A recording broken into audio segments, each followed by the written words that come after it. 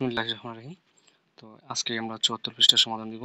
ষষ্ঠ শ্রেণী বিজ্ঞান অনুশীলন বইয়ের পঞ্চম অধ্যায়ের ৭৪ পৃষ্ঠার সমাধান। এখানে দেখো, এবার একটু ভেবে নিচের প্রশ্নগুলোর উত্তর দাও। আমরা চলো প্রশ্নগুলো একটু পড়ে নিই। আমরা রান্নার কাজে এমন কোনো পাত্র যদি ব্যবহার করতাম যা গলনাঙ্ক কম, তাহলে রান্না করা সম্ভব হতো কিনা? তো এই প্রশ্নের উত্তরটা দিতে হবে। ভেবে দেখো তো, ধাতব পাত্রে রান্না করা সুবিধাজনক কেন? এই দুইটা প্রশ্নের উত্তর দিতে হবে। চলো আমরা সমাধানটা পড়ে নিই একটু করে। তো যেহেতু সৃজনশীল প্রশ্ন উত্তর দিয়ে থাকি, তো আমাদের চ্যানেলটি দ্রুত সাবস্ক্রাইব করে নাও। কম গলনাঙ্ক পদার্থ পাত্র হিসেবে ব্যবহার করলে রান্না করা যাবে না।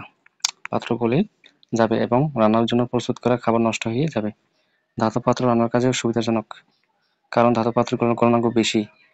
এখানে সিলভারের পাত্র যেহেতু আমরা বেশি ব্যবহার করি, তাহলে সিলভার পাত্রের আমি গলনাঙ্ক দিয়ে দিলাম 961.8 ডিগ্রি সেলসিয়াস তাপমাত্রায় সিলভার গলে। তো 961.8 ডিগ্রি সেলসিয়াস অনেক বেশি তাপমাত্রা। তারপর দেখো, কম তাপমাত্রায় ধাতব পাত্র গলে না। তো ধাতব পদার্থ হচ্ছে তামা, সিলভার, পিতল ও লোহা। তাহলে আমরা 4টা ধাতব পদার্থ চিনে ফেললাম। তো ধাতব পদার্থ এই ধরনের সৃজনশীল ক্লাস পেতে এখনই সাবস্ক্রাইব করে রাখো।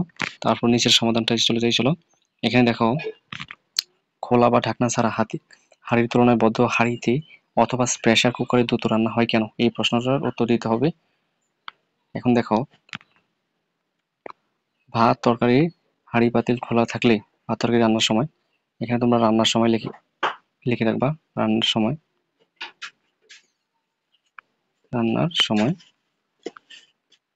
তো ভাত তরকারি রান্নার সময় হাঁড়ি পাতিল খোলা থাকলে পানি গরম হয়ে বাষ্পীয় হয়ে যায়, যার ফলে হাঁড়ি গরম হয়ে একসময় স্থির তাপমাত্রায় পৌঁছায়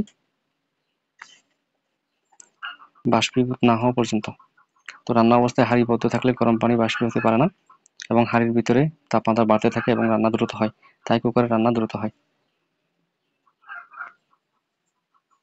তো এখানে দেখো, আরেকটু সমাধান করতে হবে। কোনো খাবার বেশিক্ষণ গরম রাখতে তুমি ধাতব পাত্র ব্যবহার করবে নাকি মাটি অথবা প্লাস্টিক? মাটি অথবা প্লাস্টিক নাকি ধাতব পাত্র ব্যবহার করবে মানে খাবার গরম রাখতে, সেটা বলতে হবে এখন। তো আমরা জানি ধাতব পদার্থ দ্রুত গরম হবে আবার দ্রুত ঠান্ডা হবে। যেহেতু ধাতব পদার্থ দ্রুত গরম হবে, দ্রুত ঠান্ডা হবে, তাহলে আমরা মাটি এবং প্লাস্টিক ব্যবহার করতে পারি। তো এখানে সমাধানটা সম্পূর্ণ করে নেওয়া আগে, কোনো খাবার গরম রাখতে হলে ধাতব পাত্র ব্যবহার করা যাবে না, কারণ ধাতব পাত্র দ্রুত তাপ গ্রহণ করে এবং দ্রুত তাপ বর্জন করে। খাবার ধাতব পাত্রে রাখলে দ্রুত ঠান্ডা হয়ে যাবে। মাটি ও প্লাস্টিক তাপ কুপরিবাহী পদার্থ এবং তাপ ধীরে ধীরে গ্রহণ করে ধীরে ধীরে তাপ বর্জন করে। তাই মাটি ও প্লাস্টিকের পাত্র বা খাবার রাখলে গরম থাকবে। সুতরাং খাবার বেশিক্ষণ গরম রাখার জন্য মাটি ও প্লাস্টিকের পাত্র ব্যবহার করতে হবে।